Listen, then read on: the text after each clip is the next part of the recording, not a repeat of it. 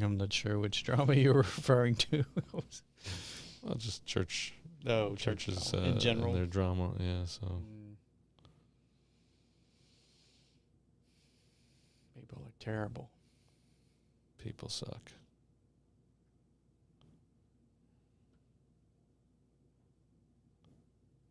All right.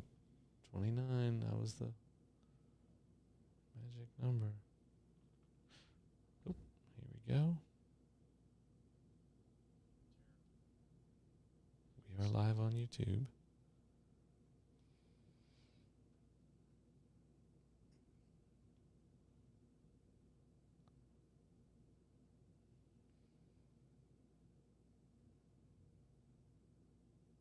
Facebook not liking it. Whatever.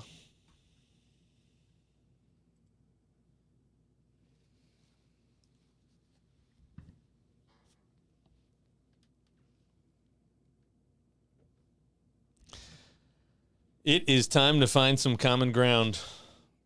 Is that what we're talking about? Or as they say down here, neutral ground. There you go. And it would be a lot cooler if I had coffee. But instead I've got Earl Grey tea with some honey. So some community. Find something sweet. Join us. Taste and see that the Lord is good. Ice cream is sweet, but Jesus is far sweeter. And find out what we can learn from Dolly Parton. A lot, I'm sure. Yeah. Well, a lot of people are talking about it. And, I mean, she's been in the spotlight, obviously. But, somebody dies, you hear a lot more. You know, and she kind of flew under the radar quite a bit. So, but yeah, here we are. We're talking about the Open Arms book, connecting people to Jesus. And we have had quite the break. It's been, it feels like it's been forever, but maybe only a few weeks or a month or so, something like that. But I am here with the person appointed to say crazy things. That's right. Keep things interesting. I try. My buddy Scott, and I've got the tea and the honey. We got the Bible here. We are on chapter 7, right? Chapter 7 of the book. Yes, chapter 7. And we are turning from the A in Open Arms. Arms is kind of it's an acronym. Available, relational, and the relational, the R part, bumps out into several different chapters into an acronym that is BLESS. It's called BLESS, BLESS. And actually, that's what this whole thing was at one time. It was just BLESS. That's what it was. And then we kind of added some other things to incorporate really key things that we need if we're going to actually do what God wants us to do. We're going to be about God's mission, the main thing. That's where the availability comes in. We still got the M and the S to talk about, but really the core of how you reach people with anything is through relationships.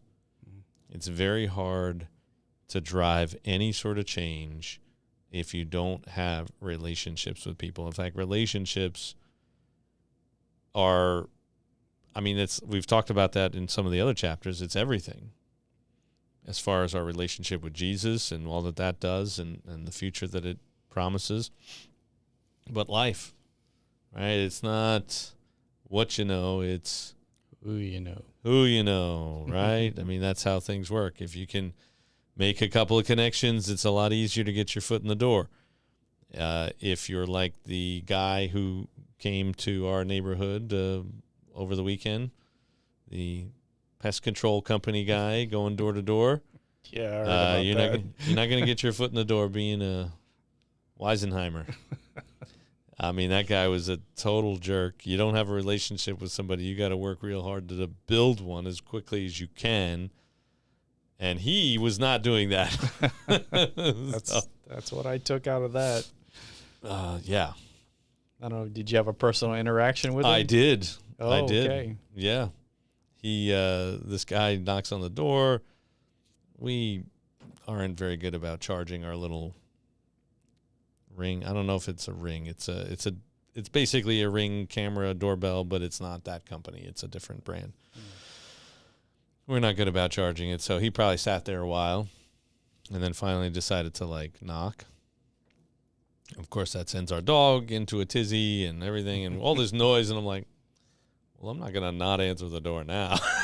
You know, like, otherwise, I could have hid maybe, but, you know, then I open the door, and then the drama continues behind me, and I'm getting increasingly annoyed. Like, you're not even supposed to be here. There's no soliciting in the neighborhood.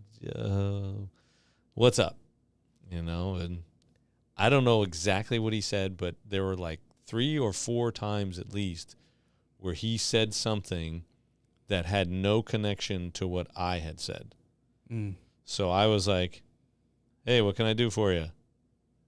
You know, and he's like, man, it's rain, and, you know, it's rain. Like, okay, and I care why. You're the idiot who's going around door to door and there's these clouds. Like, get under something, you know, not my house. You know, I'm not letting you in if that's what you think. Yeah. And then it was another thing and another thing. And all I did, I just kept saying, what can I do for you? Or how can I help you? You know, one of those phrases, I just kept repeating it. And then he says, man, you sound like a broken record. Not a way to win friends and influence people. And it sounded like a with a needle scratched off.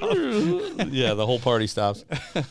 And finally, I was like, you got a pamphlet or something? You got a card? No. Well, first he didn't even answer that. He just kept doing whatever he wanted to do, trying to distract from that. And then finally I was like, goodbye. And I just closed the door and locked it. I walked away. Like, dude, be better. You know, I mean, people will be pretty rude. I tried not to be very rude to him, but what I saw in the neighborhood group on Facebook was like, man, these people are vicious. You know, you know, just, you don't have a relationship with someone, you're more willing to say, go away. You don't really care what they have to say. There's no reason why they should stop and listen to you, then they don't. Right? Now, what does that have to do with this? Well, with bless, the very first letter, B, stands for bond. You need a common bond. You need common ground. You need something that can be the foundation of a relationship, right? Door-to-door stuff, you don't have that. No. It's one of the hardest things to do. So, you know, hey, God bless them for trying. But people more and more, our house is our fortress, you know, and I mean, we live in this consumer culture. People are constantly trying to sell us stuff. Right. And so what is our reflexive response? No, thank you. No, thank you. No, thank you. No, thank you. No, thank you. And especially if you live in a city or you work in a city and you walk past a lot of people all the time who are begging, who are trying to hand out stuff, like you just get, like New York City is like this, right? I mean, people just get these blinders on. They just, I got to get to work. Get out of my way. So if you are trying to sell Jesus, the answer is no. That's true. Yeah. Why? Because the answer is no. It doesn't matter what you're selling. Right. Like it doesn't matter. It's not what they're thinking about. It's not what they're interested in at the moment. Yeah, if I'm not and you don't worried about it. I don't know you. Well, I'm not going to believe anything you have to say. Yes. All that, I guess. And so the real framework, I guess, for this whole process, what Open Arms and connecting people to Jesus is all about, is positioning yourself in the lives of people who, in all likelihood, at some point will have spiritual questions. And you're trying to demonstrate that you're a trustworthy person, essentially. And trying to find reasons that they connect to you, right? This is not meant to be like subversive, secretive, sneak not, attack.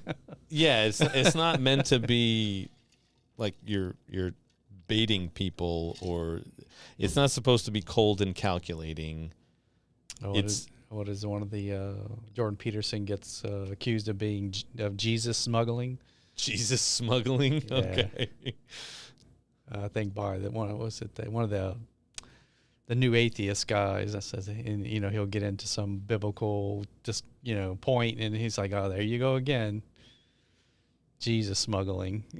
Well, if we're talking about the Bible, then duh, it's about Jesus. That's what he says. He says, John 5:39, you search the scriptures because you think that in them you have life, but it is they that testify of me. So like you do actually have life in the scriptures, but you have life because they testify of Jesus. And if they aren't testifying to Jesus, if you're only looking at it in some other sense, then you don't have life in it.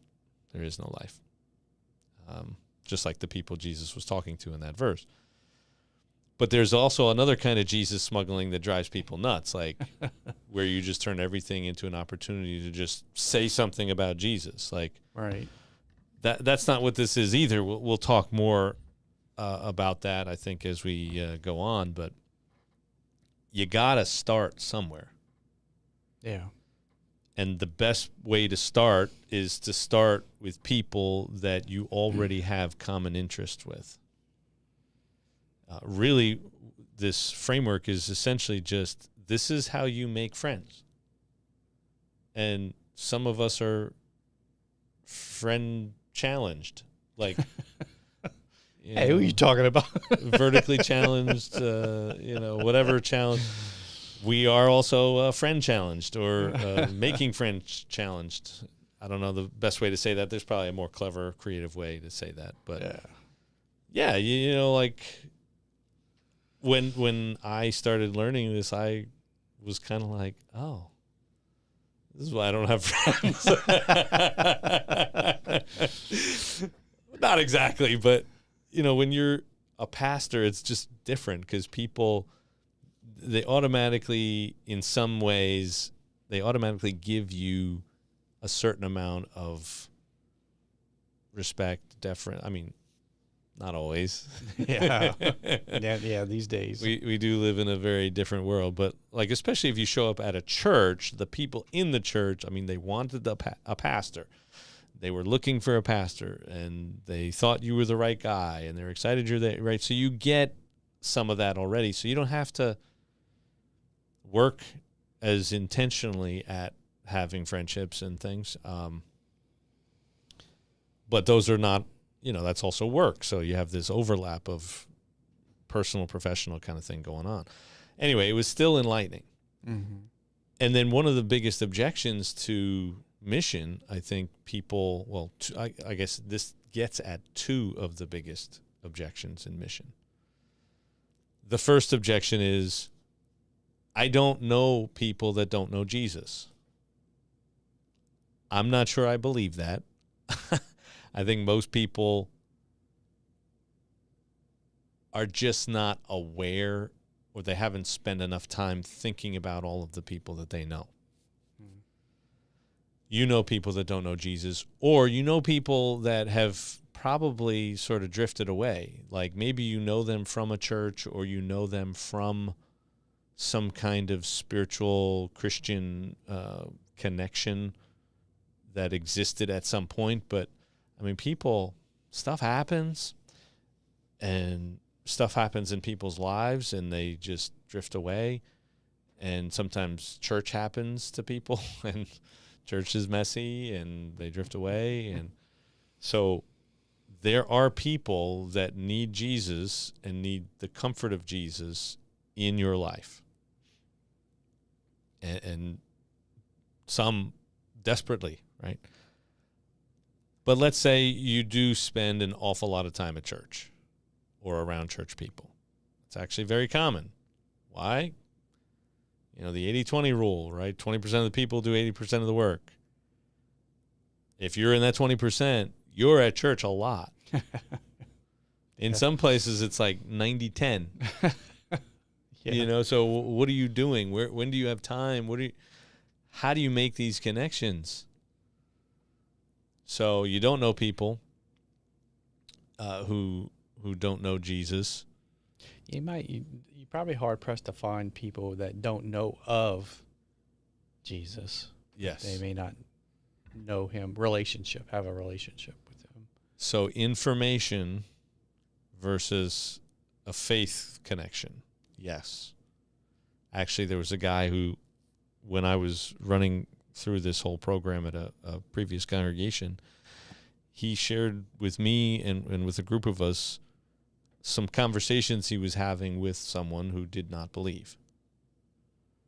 And he said there were a number of different things that we learned out of that.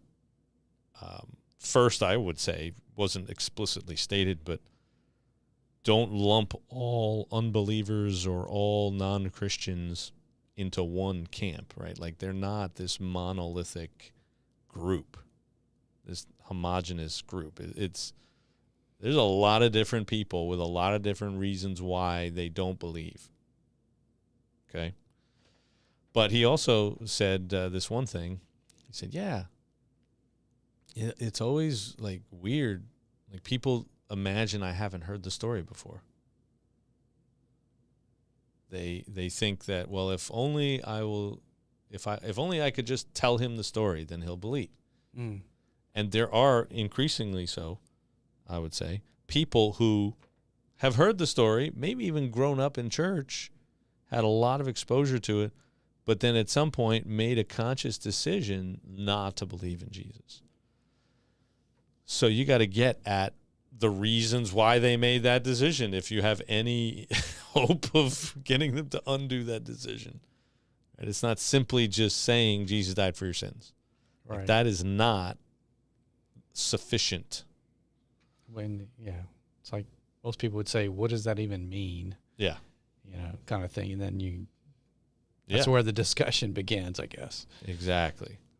Why are you telling me this? Or what does that even mean? Yeah. But again, like, it often sounds like Jesus smuggling. Yeah.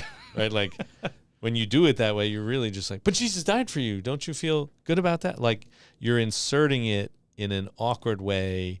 It's not natural. It's not a flow of the conversation. I am more concerned about satisfying my urge to share Jesus than I am in you and what your desires are. Like, it's a subtle thing, and we think we're doing it out of love, but a lot of times, depending on who we're dealing with, obviously there are certain opportunities, certain situations where, like, say it, do it. That does happen. I would say, at least up until relatively recently, we were in a culture that really, that was a no-no. Sort of changing a little bit. But you do have to read the room. Read the room, guys.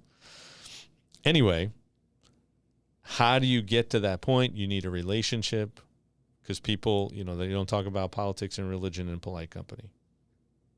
Right? So you have to get beyond that polite company thing. You have to get to a place. And then the other objection is, okay, so I don't have a lot of Christians that I know, but, I just don't have time to add something. Mm-hmm. And so what this is trying to communicate, one of the things it's communicating is that, okay, fine. Don't add something. I mean, we did spend some time talking about subtracting things and finding, finding availability in your schedule, making intentional time and resources available in your schedule. But what if we also looked at how it can be incorporated, how mission can be incorporated in the things we already do? So that it's not a new thing, it's just thinking about things we already do in a new way. So, for example, I may have used this in a couple of videos ago, but example still works. It was great because of all people, I am around a lot of Christians a lot of time. Right? That's what I do. Mm-hmm. So when I was trying to implement this at some point, I'm leaving the gym, the YMCA at the time, and on the counter on the way out, they had these like postcards for a 5K St. Patty's Day run.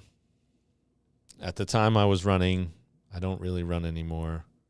Just my body is sort of rejected running unless it's on a beach. I ran on the beach like almost every day while I was gone, so that was great. Okay, good. That was really good. Just the impact isn't there, so you can run on sand. Anyway, but I do enjoy running. I used to love running. I was looking to do a marathon and then an Ironman and then never quite got to it. But at the time I was running, and I'm looking at this card, and I was like, you know, most of the time when I start talking about running, normal people's eyes glaze over. And you can almost hear them thinking, what is wrong with this person? Why do they run when they don't have to? Like for fun. Yeah, he's talking about running. I'm about to run away from this exactly conversation. Like, dude, shut up. What are you talking about? What is wrong with you? Why are you so excited about this? And you're just like, oh, like they're mentally backing away. You know, Homer Simpson, the GIF, whatever, going back into the bushes, right? So, okay, people don't usually like talking about running, but I still like talking about running. I like talking about all the things I've learned by injuries and, you know, all the books I've read about it and, you know, just kind of, I just do. And I thought, you know, I bet there are people here that love to talk about running as much as I do. Oh, most definitely. There are people that don't want to talk about running, you know, like, oh, I just couch to 5K, like that's it. Don't don't take me beyond that. All right, this is, or my kid is making me do this, or my spouse is making me do this, or you know, or work. This is a fundraiser. Just leave me alone, right? There'll be people like that there. But for sure, there will be people that live and breathe running. Mm-hmm. Okay, so now you got some people that you can actually talk about running with. Of those people, some of them are probably Christian. But there are probably also some people that aren't. I mean, just statistically, sure, at least 1 out of every 3 people is not Christian or isn't going to church, or, you know. So all I have to do is be intentional about being at things where there are for sure more non-Christians than at my Sunday potluck or my Bible study or my worship service on Sunday, or, you know, like there's definitely a higher percentage of non-Christians at that than at these other things. And I said, and you know what? And if I don't get a chance to talk to anybody there, at least I did what I wanted to do. Like I did something that I enjoyed, right? Mm-hmm. And even if I meet mostly Christians, like you've created relationships, and life is about relationships. Life is ultimately, like, that's what enriches our lives. That's what strengthens our lives. You know, it helps us through all kinds of things. So that's the mentality. Okay.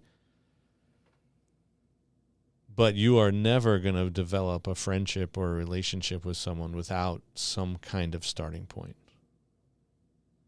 All right. Like, you don't just say, I want to make friends, and then you go and make friends. Like, friendships generally happen kind of naturally, and they generally happen naturally because of something like that, like running. It doesn't have to be running. It could be a love of coffee or tea or book clubs, you know, reading. It could be, hey, our kids are on the soccer field at the same time, or swimming in the swimming pool, swimming meets, all that kind of thing. Or it could be exercise at the gym, not running, but, something that you enjoy doing, lifting or whatever. It could be games. Maybe you like the crossword, or you're like, I don't know where people who do crossword puzzles get together. It's kind of like a, but yeah, I don't know, or chess. Wordle. Isn't that like a crossword puzzle game? Sort of. Scrabble, maybe. Scrabble. More like Scrabble. Yeah. But, chess, you go to a park and play chess with people. I don't know if there's a park like that close to here, but I know there are places. Yeah. That French Quarter, maybe. Yeah. Golf. I don't play golf, but a Benson Boone concert. A Benson Boone concert. Music, right?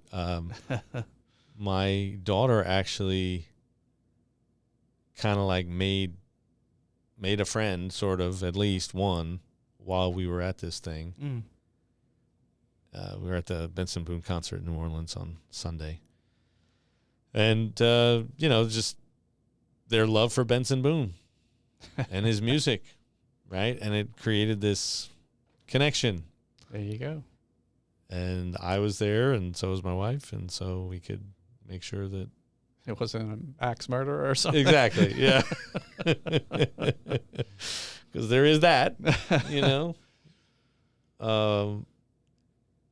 So that's how it works, or... So as we said before, it's as you go through your life. As you go. So the things that you do, I guess if you don't have a hobby, it'd be good. You could start a hobby of some sort. Yeah. Do something that you've been wanting to do. I think we've got one here, like bike riding was one. Mm-hmm. There's some people that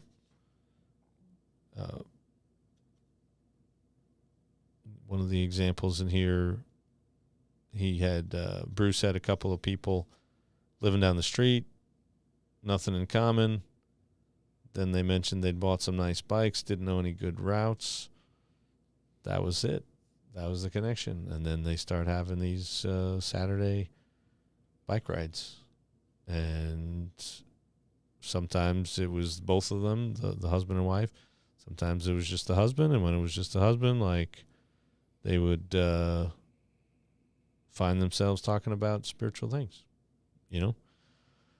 I, at some point, back to the running idea, found out that in another state, previous congregation, there was this middle school that used to have a 6th grade running club, and it was sort of a feeder for the cross-country team.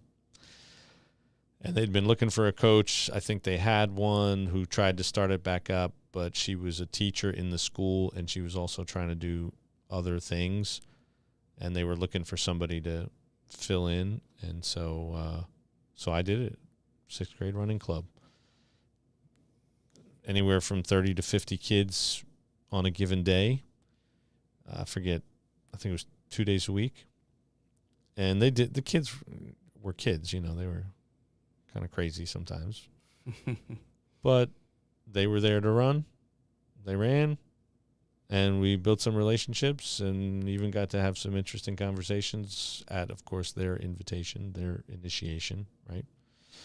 But that was again, here's something that I enjoy doing. I enjoy running. I enjoy talking about running and teaching running. And here are these kids who are interested in it, sort of. I mean, I'm sure some of them were there because their parents made them, or because their friends were there or something like that. But that's the way to do it. And there are things like that we all have. Scrapbooking, right?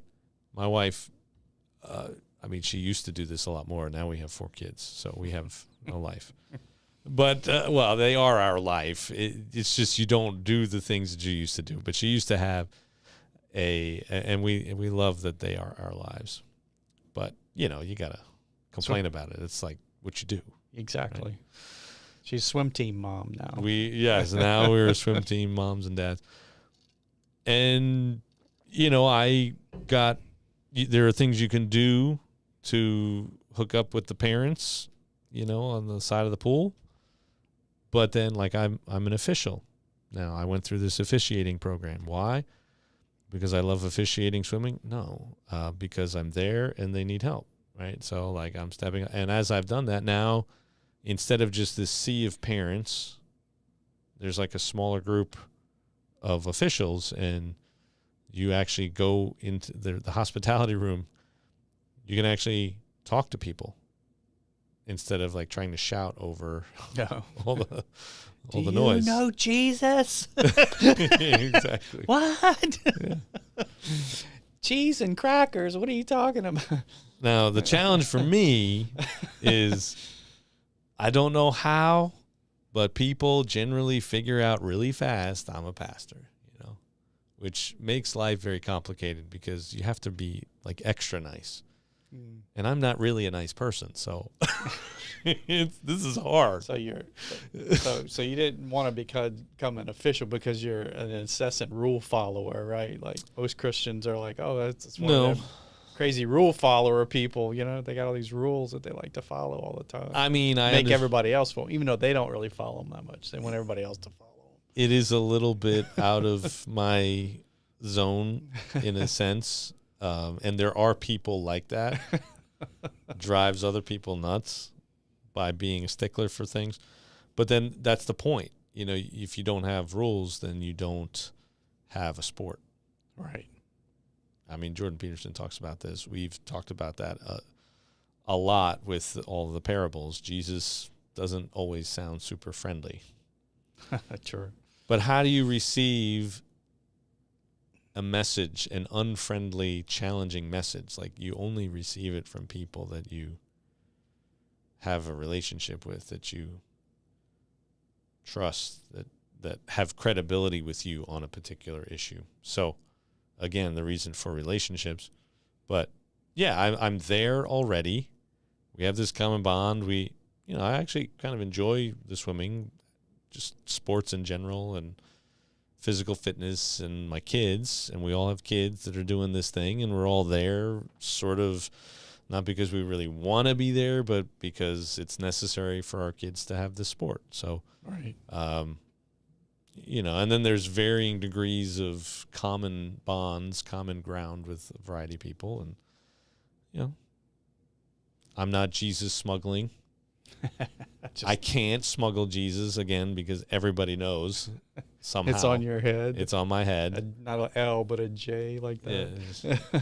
Yeah.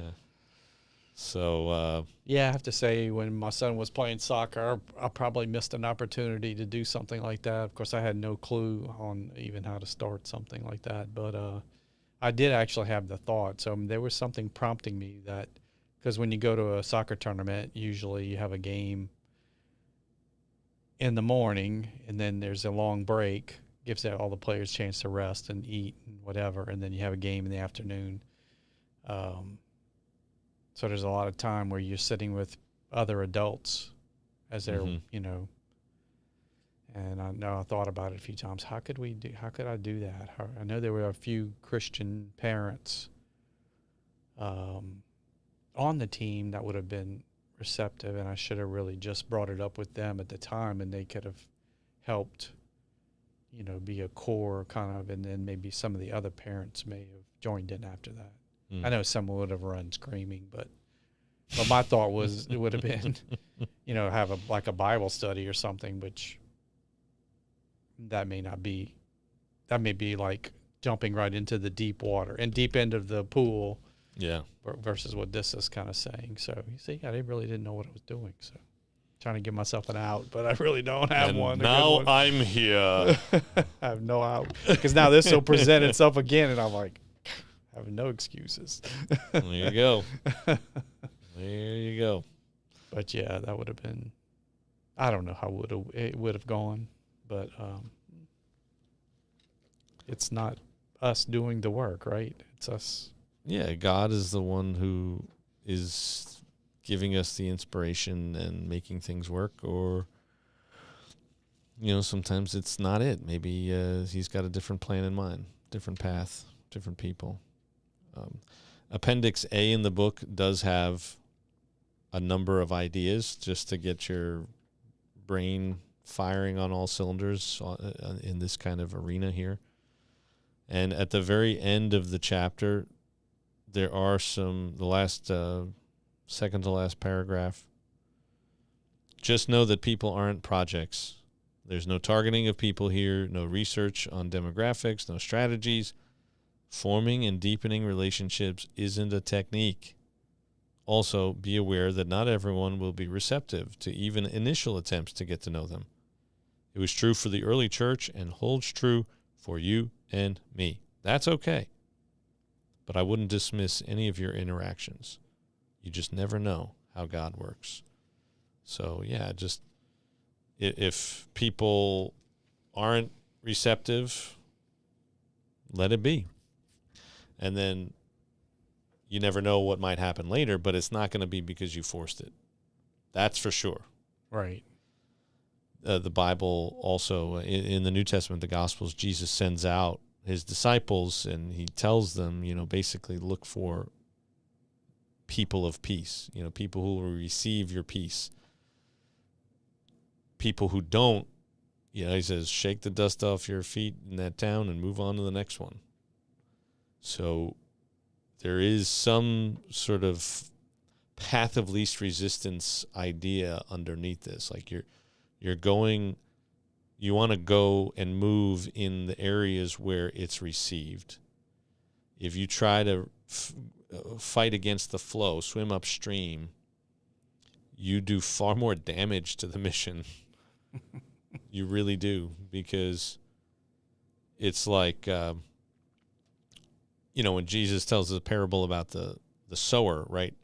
The seed falls on a variety of different terrain, right? There's some that falls on a path, some that falls among thorns. There's and then some that falls on really good ground, right?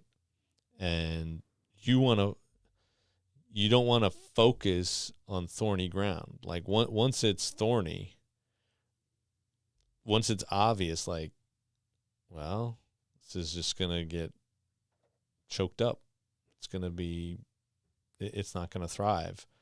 And those kinds of people just get more hardened in their antagonism sometimes, So you don't want to do that. You want to go where the Holy Spirit has already been plowing that soil and has got it nice and deep and nice and we don't know where that is until we start trying, until you start finding those people that God has put in your life that are receptive to you. Because there is a light. This past Sunday we read Acts 6 and the beginning of the story of Stephen, and it says that, as Stephen was speaking, he looked like an angel, right? Mm-hmm. I think we may underestimate this as Christians. We forget that there is something at work in us. The light of Jesus is shining through us, even when we don't realize it. And even the people around us, if they don't see it, they don't look and go, oh, it's like the face of an angel, like Stephen. There is something in them that senses it. Or the devil is at work, right? Antagonizing them against us. The devil's working against us. He is, right? Mm-hmm. So you don't know all these things are going on behind the scenes. You don't want to just find where it works, right? That's it. And you probably want to find a handful of people, 3 or 4 people maybe, that are potentially people that will go on to some of these future steps in the BLESS acronym here, that because they're going to move at different speeds, and you're really, it's like plowing the ground, sort of. It's a slow process. It takes time. You never know. But as people, if they're receiving you, they're welcoming you, they're open to you, You just take it at the speed that they're willing to go, that the Holy Spirit is moving. You know, sometimes you might find they're like, oh man, it's ready. It's now. But I would say that's not as often as we would like. Yeah, if you've never done this before and you ran into somebody like that, it might freak you out a little bit. Yeah. Hopefully God will deliver those people to someone who's ready to for that. Well, this is the story of, my coming to Jesus and faith and all that kind of stuff. Is we had this guy down the street. He was the father of one of my classmates. And, we avoided this guy like the plague because he was always Jesus smuggling. It was always about Jesus. It was like you couldn't just have a normal conversation with this guy about anything without him trying to turn into Jesus and make you feel small about how you don't have Jesus. And, he did it in a really unhelpful way. But, yeah, we didn't want anything to do with him. Oh, is he going to be there? No, we don't. Until it wasn't like that anymore. Until it was, maybe we should talk to him. He's always talking about Jesus, so, right? That led to reading the Bible in our home. He read it with us, which led to me sitting there going, oh, this makes sense. And instead of being the obnoxious teenager on Sunday morning, making my parents' life difficult, like, why are you making me wake up so early? Don't you know that Sunday is a day of rest? and that this is like the best sleep I'm going to get all week? Like, don't you know? Like, instead of being that jerk teenager, it was like, oh, yeah. For God so loved the world that whoever believes in him will not perish but have eternal life, everlasting life. And then that changed my trajectory for sure in every imaginable way. But we were ready for it. Right. We were open to it. The Holy Spirit had plowed the ground, plowed the soil, softened it up, gotten it ready so that the seed could grow. So you never know. It is a slow process, and then with the same person, all of a sudden now it's fast, and then it slows down again, and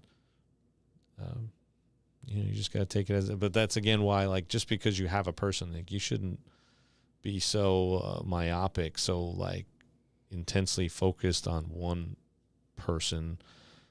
You should have a handful of people in a handful of areas that you're at least working on some kind of relationship, and. And sometimes you find out they're Christians, and, hallelujah. And then maybe that's like hey, we should do a Bible study in between these soccer games on tournament days. You never know. Yeah. You never know. So, well, Dolly Parton. I don't think I ever talked about Dolly Parton. How does she fit into all of this? Well, Dolly Parton, I'm pretty sure is Christian, right? Like, I don't know how outspoken she was about it, but she was like loved by so many people. And the common ground idea, she was just a connector of people. She was looking for the common ground all the time. Now, part of that's being in the limelight, being in show business. But she didn't get overly political. She didn't get, she just looked for the common ground and then helped people. She some of these stories coming out, I guess, Gatlinburg burned to the ground. And she gave out checks to every family in Gatlinburg. I didn't hear that one. Like every month they got $1,000 or something, and then they got so much in donations that near the end they gave everybody an extra $5,000 check. Oh, wow. Like just giving out money, just doing good and loving people, and there's that common bond. Hey, we're in this together. We're in this Tennessee town. You know, her Dollywood is in that area, not Gatlinburg, but right next to it. You know, we're in this together, and just looking for that common ground to start relationships and foster relationships. Not looking for reasons to be antagonistic. You know, this is one of my biggest issues with politics as a Christian, is that the way it works today, and it's not exclusively in politics, but it's, you know, I'm not looking for common ground. I'm looking for reasons to prove you wrong. Right. I'm looking for reasons to, you know, say, gotcha. And that's the stuff that's in our social media feeds, because it gets attention, because people go, oh, you know, it's like. Well, just recently, one leader on one side met with someone from the other side, and it got out. Now he's being lambasted that he met with the other side. Yeah. And it's like, wow, aren't we supposed to be working together for the common good of the citizens of the United States? Yeah. And I think they were talking about budget, like getting a budget done this fall. They didn't want to, you know, do another stupid government shutdown. Yeah. Which is, you know, doesn't serve anyone. It should be illegal. But it's, you know, that's. Dolly Parton also had this book program where she was giving away like 1 million books a month, over 1 million books a month. And then another interesting one that I saw was, and I don't know if it's still going on, but I guess there was a high dropout rate in the schools. Did you see that one? Yeah. And so when she went to I'll give it. Yeah. Go ahead. Tell us. Yeah, she was going to give, she got with, I guess, middle school kids, 13, 14-year-olds, and told them, pick a partner.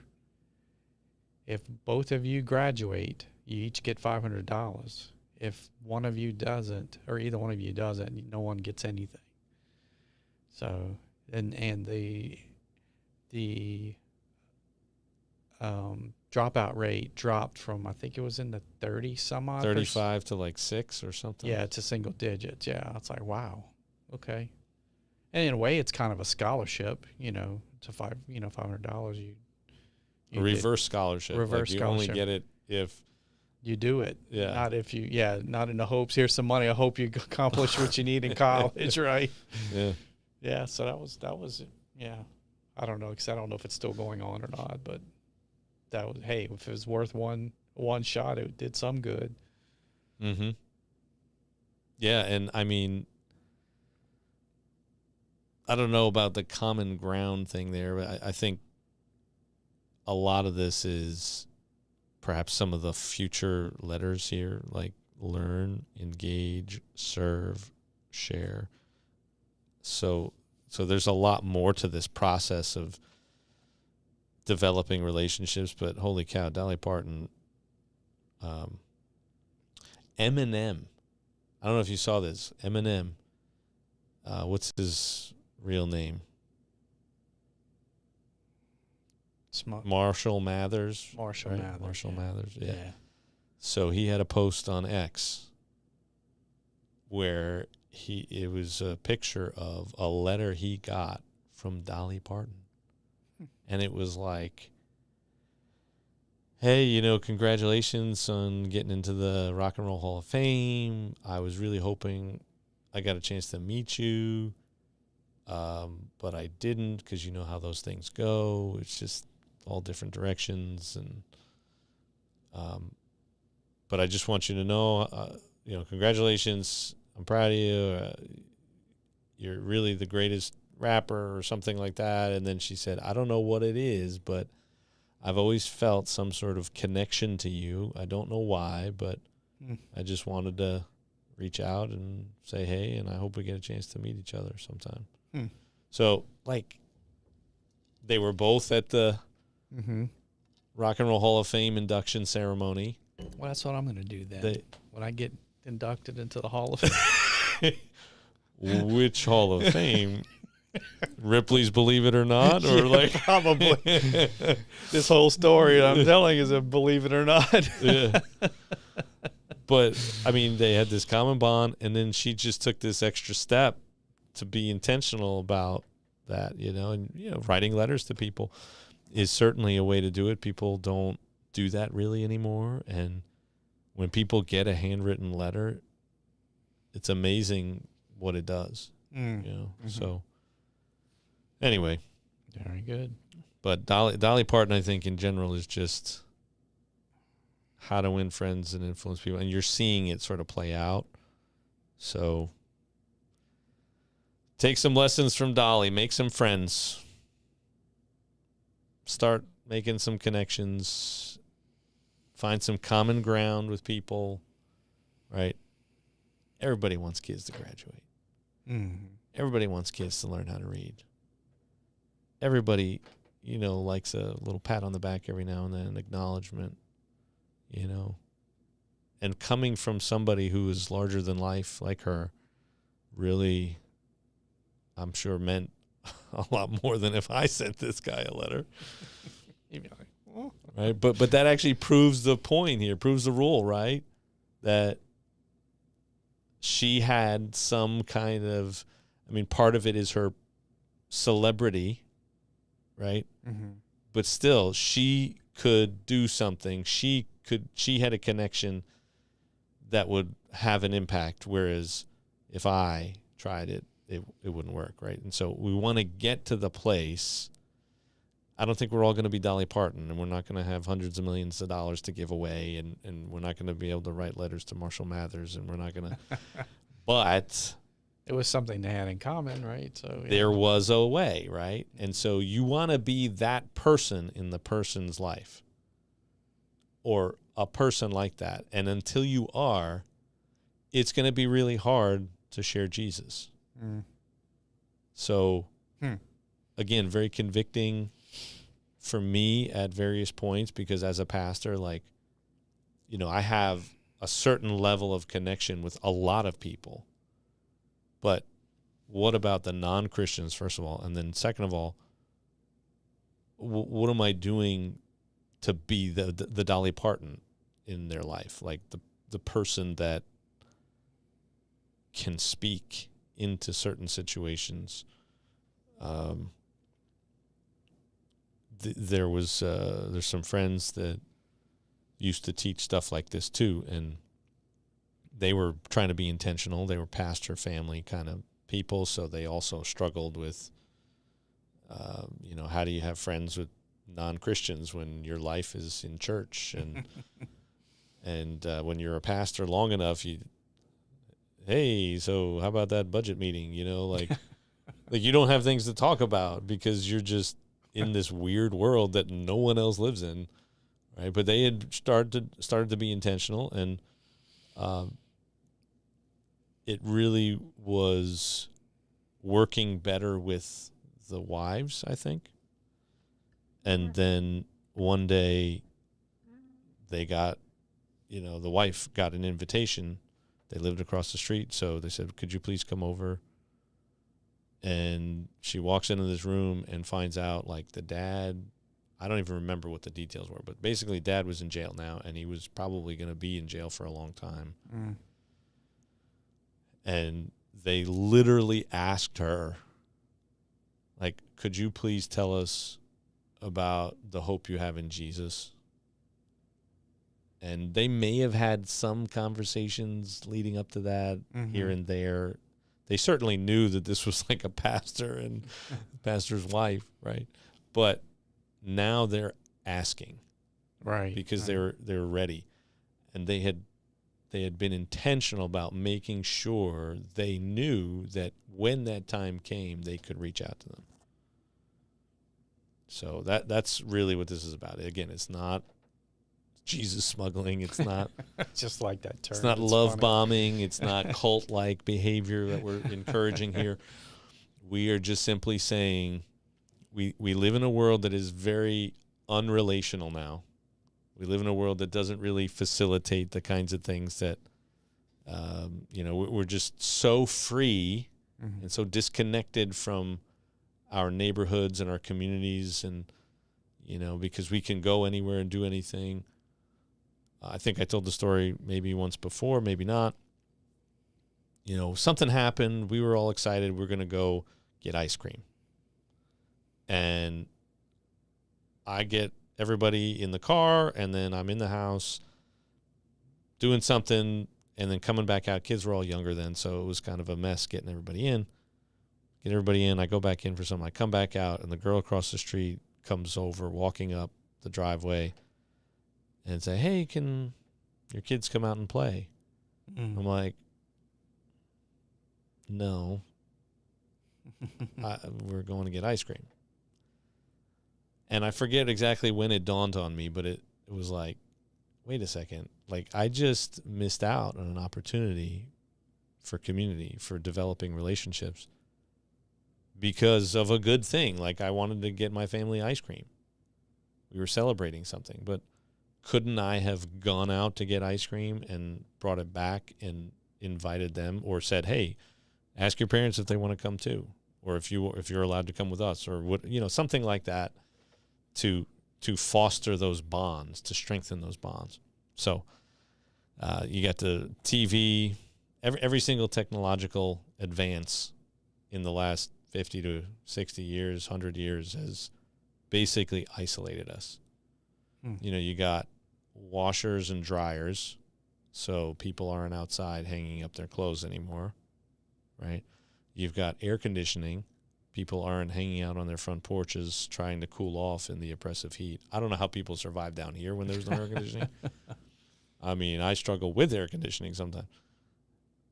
Televisions, right? That keeps us inside.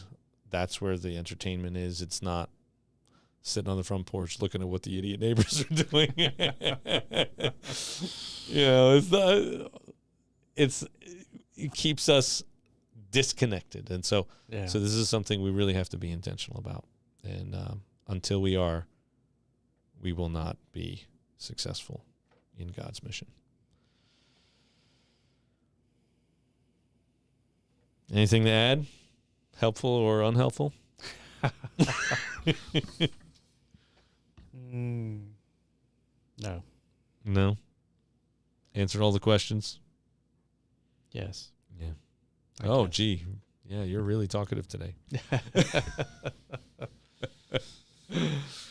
I thought of a joke, but I can't tell it to you right now.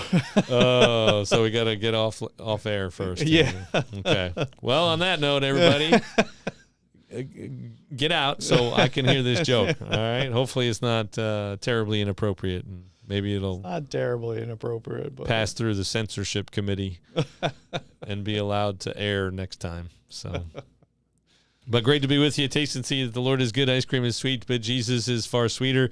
He's so sweet, he should be shared. Just like when I get a great ice cream flavor, I stumble across something, I just want to tell people about it.